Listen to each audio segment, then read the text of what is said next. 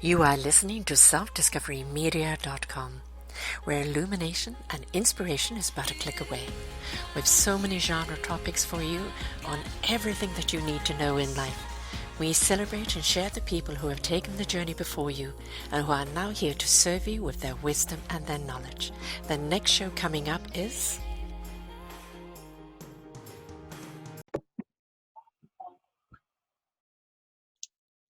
Hi, this is Dr. Kiti Adderly, recovery expert, physical therapist for handling your health, wellness, and rehab in Nassau, Bahamas. I hope everyone is having a great day. I hope you're having a productive week so far. I know I am definitely having a very productive week. This has just been a very busy week for me. Um, Coming to the end of summer, getting ready for the beginning of school for a lot of the college and school age children. It's been quite interesting at the clinic. I've been getting a lot of calls about children that need evaluations for physicals, those who are going into more physical fields in terms of lines of study. I've had somebody from maritime school. I've had an athlete that got a scholarship that needed clearance to make sure his injuries were okay. And even I had some young moms reaching out to me in terms of backpacks for their kids, what type of backpack was the best backpack to buy, and as well as shoes. So, we've been pretty busy, and it's been interesting because now I see that people are more attentive and are more intentional as they spend their money and planning for the overall well-being for the children. It's just not something fancy or that's in style, but they're being very intentional. So I truly love that. So today I just want to take a different twist on it.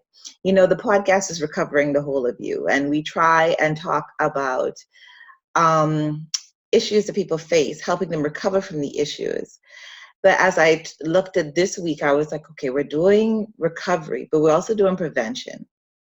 And I've heard quite a few people say, this is a very stressful time of the year, finding funding for schools, for those who have to pay tuition, as well as people look at this as the last quarter of the year, and it can be quite stressful. So it's a high stress level. People don't think of it like that and on that scale of it. But if you think about all of the things that you're trying to accomplish during this time, it can become stressful. And that's not to say the other life changes that we have.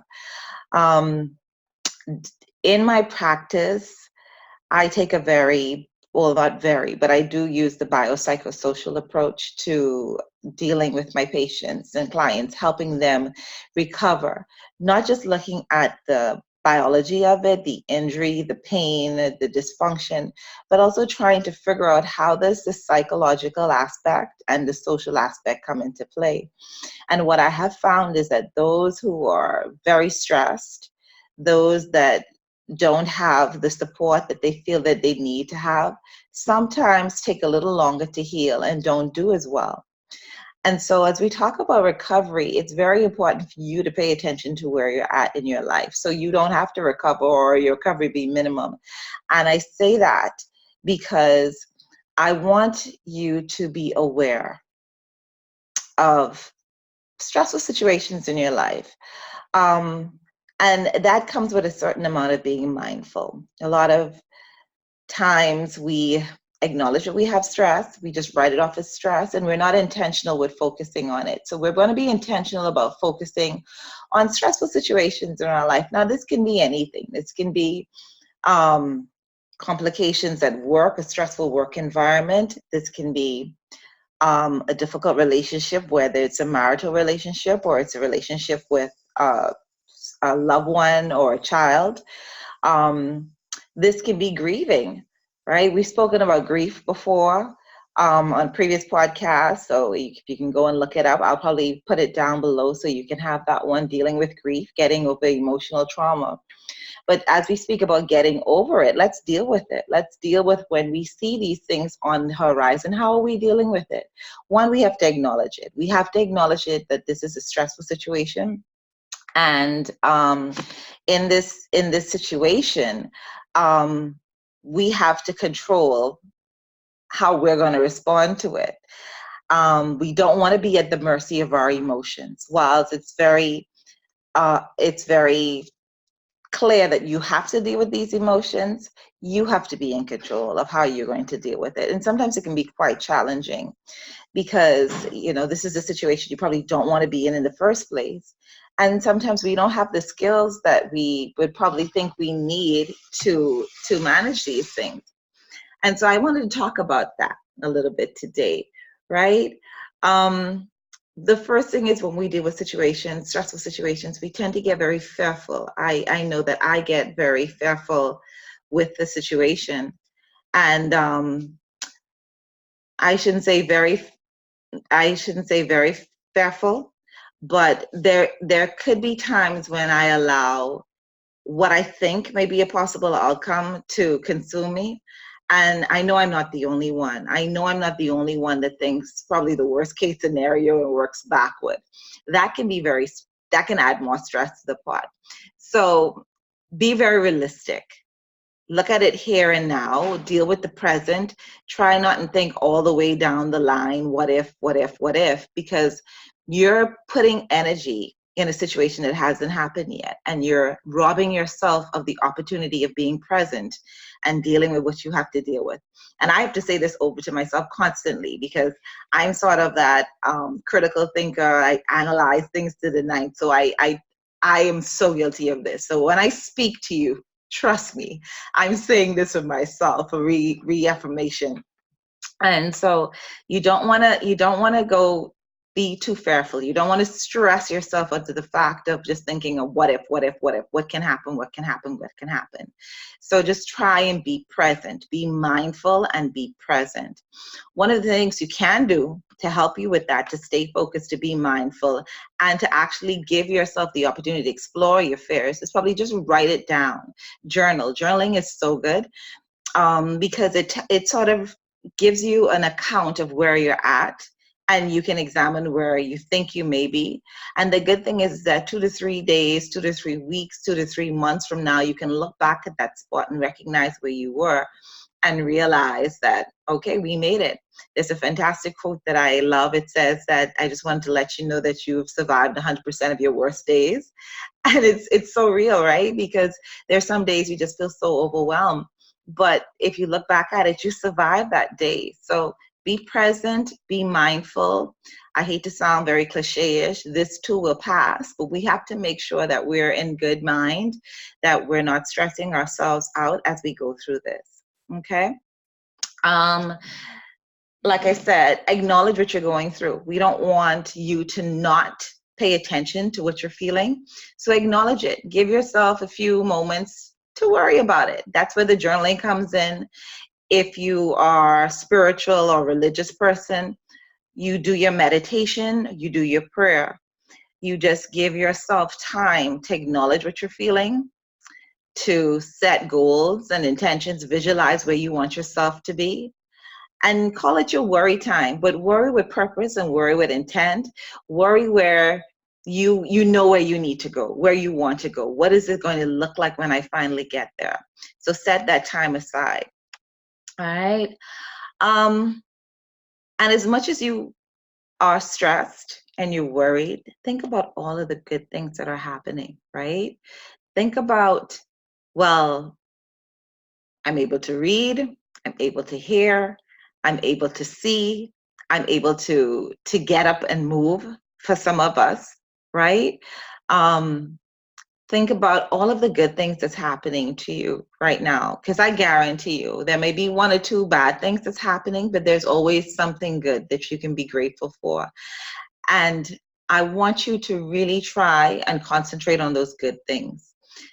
The attitude of gratitude is so important when we go through these situations, because giving ourselves the opportunity to be grateful, to acknowledge that there are good things going on, to acknowledge the fact that there are things that are still right in my life, can really help you balance that feeling of woe, that feeling of stress, that feeling of despair.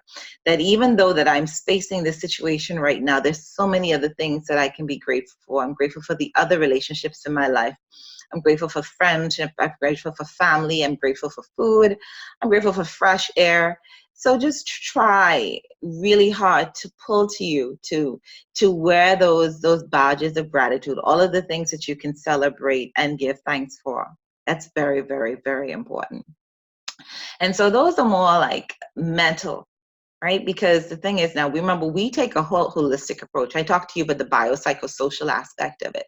So the psychosocial aspect of it is psycho. You want to make sure that you're doing all the things you can to make sure your mental wellness is being fed and taken care of. Right? And when we talk about the social aspect of it, who are you surrounding yourself around? Who is the person that you can talk to? As well as acknowledging who are the persons that are bringing the toxicity in your life right now. So you have to decide, where are you going to position yourself? Who are you going to spend your time and share energy with? Um, I know for me, I have a very good village. I call it the village with a capital V. You know, it says it takes a village to raise a child. I don't know if we ever grow out of that village. We create our own subdivisions, right? You have your friends that'll check up on you if you're quiet too long. Kitty, how are you doing? You have family members. For those of us that still have our parents here, or an older adult, I think it's so wonderful to be able to call your parents or to call an older family member and say, you know, I'm just going through this. You really don't have to give them the details. But because they're a little older, they have life experiences that they can share. And maybe it may not be the similar experience, but they can tell us how they got through it. And I think that's just a wonderful gift that we're given in terms of being social beings, being a part of a family member, being a part of a family. So don't take those things for granted. That's actually one of the things that you can put on your gratitude list. Be very, very selective with who you let into your life, though, in terms of friendship. And you have to be very careful of what you share as well, because things are transient. Like we said, it's not going to last for long. And when you share your concerns and your issues with friends, you want to make sure that these are people that are trustworthy, that you won't have to have your information taken out of the sanctuary of the conversation. You know, you don't want your business being blasted. At the same time, too, you want to make sure you speak to somebody who will not judge you. They'll be able to listen to you, hear what you have to say, and hopefully objectively give you their advice. Sometimes we don't even need advice. We just need to be able to say what we're thinking, verbalize what we're thinking, so we can hear it out loud. And I have a friend who always calls me like, I need you to be my conscience, Kitty. Tell me how this sounds. Do you think I'm overreacting? And sometimes we may be overreacting, or sometimes we are seeing it only from our perspective. And because we've been stuck in this viewpoint for so long, we're not able to be as objective as we should be. So this is where your social ring comes in. This is where your friends and your family are there to help you and to be able to support you, because they need to acknowledge, look, this is a difficult time for me. I know one of the challenges that I've faced personally is that I'm a rock. I'm always there for everybody else. And two things happen. One, you're always so strong, people don't expect you to have your little moments almost. And then the other thing is that you're so used to being strong for everybody else, you don't know how to be weak and vulnerable for your own self. And that's something that I'm learning as I go into these decades, these later decades of my life, that I need to be able, number one, to just say, you know, I need some help. I need somebody to talk to. You know, this is one of the days where I don't feel so strong, and you be able to lean on someone and have them carry you through.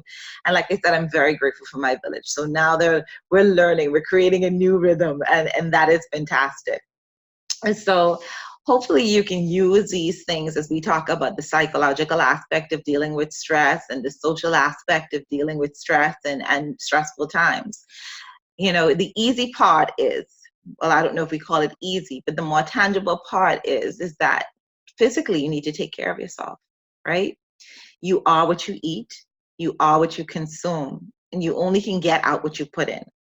And so I know there are certain people that they have an emotional reaction, or they respond emotionally to eating when they're going through a stressful situation. And whether that means I don't eat at all, like some people do, they don't eat at all. They may just drink coffee or drink something highly caffeinated to give them the energy that they need to survive through the day.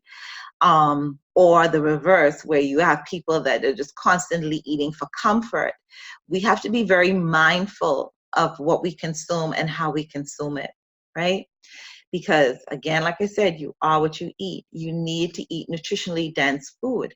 When you're in a stressful situation, your body reacts to the chemicals. It has its own set of reactions. It picks it up. Inflammation can increase, your heart rate increases, blood pressure increases. And you have to be very cognizant, be very aware that you're not feeding this cycle, that you're trying to keep your body in what we call a state of homeostasis, balanced. So you want to avoid foods that are unhealthy. You want to avoid high fat foods, high oil foods, hydrogenated oil foods. You want to avoid high sugar foods. You want to try and eat as whole as possible. You need to be able to identify the food on the plate. Try and stay away from food products because those have the extra chemicals in it that you don't need. Whole foods, fresh meat, fish. If you eat more of a plant-based diet, make sure you're staying away from processed foods. Try and eat more whole foods as much as possible, because we need to put the right fuel in to keep your body as whole as possible. The other thing I'd like to say too is when you go through stressful situations, you have to remember to exercise. Be very mindful to exercise. The motivation to move sometimes is not there. And you want to move, right? Because number one, physical activity counteracts so many of the illnesses that we see, chronic diseases that we see presently. So we need it to counteract the chronic diseases that we see. We know chronic diseases, sometimes the incidence goes up as we age, to diabetes, heart disease, cancer risks. These things can go up as we age, but they definitely go up when we're not physically active. So please be very intentional and move. There are some people that do meditative walk. They walk, and the walking is their meditation, where they clear their mind, they do a brain dump, or they do a brain process. They think about all the things throughout the day that may have stressed them and it caused them issues, and they walk. And WHO, World Health Organization, wants us to move 150 minutes a week minimum, which equates to about 30 minutes a day. But if you can get anywhere from 30 to an hour, 60 minutes a day, that's going to be awesome. And what happens too when you exercise is that your body releases your happy hormones, your endorphins, right? And so if you're not in the best mindset, if you're not happy, if you're a little stressed, having that boost of endorphins, to have being stimulated by the exercise is an added benefit, because now you have your body producing its own stress fighting hormones. And I think that's just great. Like, we just have like our own built-in mechanism of keeping ourselves happy, right? So make sure you keep your physical activity in. So we talked about food, we talked about physical activity. Here's where it becomes very, very important. You need to rest. You need to sleep. Worry and stress can keep us up late into the night. Some people experience severe insomnia, and insomnia is just the inability to fall asleep. Your body needs to rest. Your body cannot heal. It cannot repair itself. You cannot function at your maximum if you're sleep deprived and you do not have enough rest. So you have to do due diligence and make sure that you rest your body. Try and get a minimum of 6 hours, minimum. Ideally, we want 7 to 9, 7 to 8 hours of rest, but a minimum of 6 hours of sleep every day, because your body needs that. Your mind needs that. You need to be replenished. You need to be rebuilt. You need to be refreshed. We need to keep the stress down to a minimum and allowing our bodies to check out, so our bodies can do its internal cleaning, internal cleansing, and the mind has a chance to rest is so very important. And so people who struggle with falling asleep, I would say this to you: try and create a routine that's going to put you in the mindset of going to sleep, right? And so if that means taking a nice warm shower right before bedtime, drinking a cup of warm tea, some people say a glass of red wine. I'm still out with that. It depends on the wine. It depends on the quantity, right? Reading a book. Try and avoid your electronics, because we know that can very stimulate your mind, and it takes you about 45 minutes to an hour to wind down after being on your electronics. And it's so hard to get away from them now, between the phone, the tablet, the laptop, even our smart watches, right? Try and put them down at least an hour before bedtime. Also, if you have any light in the room, artificial lights, I know air conditioning units have it now, the television has it now, radios have it. Try and dim those lights because those lights also interrupt your ability to sleep properly. And so try and keep your room as calm and as cool as possible. Cool temperature does matter. You sleep better with cooler temperatures. You also sleep better with less artificial light. And what you want to do also is just introduce maybe some soft music to the mix, something that's calming, something that's relaxing, because you have to take care of your body 24/7. You can't ignore it at any time. You have to be mindful. Stress will always be with us. We will have situations that are more stressful. We may have multiple stressful situations at one time. But the fact of the matter is we only have this one body and we have to be very careful in how we take care of it. I'm going to explore this a little bit more as we go on. But because of situations that are happening currently and the conversations that I've heard from other people in my circle, I realize that a lot of us are having challenges dealing with stressful situations.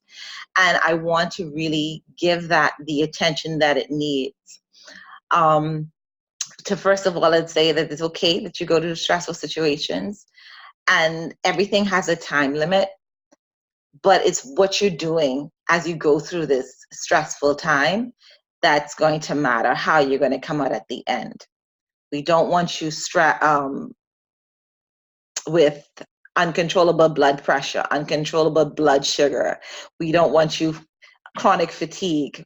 We don't want you with diabetes. We don't want you with severe deconditioning. Take care of your body. Take care of your mind, right? As you go through these things, take care of your surroundings, your social groupings. And I know I'm giving you more work to do, but it's working for your better good. If you have any questions at all about what we talked about just now, if you have any other topics that you'd like me to go in depth about what we spoke about, I'm more than happy to go into it, to reach out to our experts in the field to give us a bit more information on that. I know in previous podcasts, I have talked about the quality of sleep. We have talked about nutrition in terms of eating for stressful situations. We've talked about grief. We've talked about mental health and wellness. So please feel free to go back and visit previous podcasts that I've done. And I hope that the information I've shared, even if it's nothing new, reminds you and just taps you on the shoulder and say, please pay attention to what you're doing. Pay attention to how you're managing stressful situations. And I want you to know that I'm a resource for you at any time. You can reach out to me at Handling Your Health, Wellness, and Rehab. We're on Facebook. We're on Twitter. We're on Instagram. Our website is handlingyourhealth.com or hyhwellness.com. Feel free to reach out to me. It's just a pleasure sharing this. I think one of the greatest things, or one of the biggest things that I'm most proud of, is the fact that in my capacity, I get to share and I get to educate. And I really, really enjoy that, because you just don't know what you don't know until you found that you didn't know it. And I really want to make sure that I bring the information and I bring the awareness to people that I can. And I'm so grateful for the platform like this. So as you go throughout your day, please remember, tough times don't last. Tough people do. And these tips that I gave you are going to toughen you up to get you through these times. So signing off, Dr. Kiti Adderly from Handling Your Health, Wellness and Rehab. Talk to you soon from the Bahamas and beyond. Have a great day.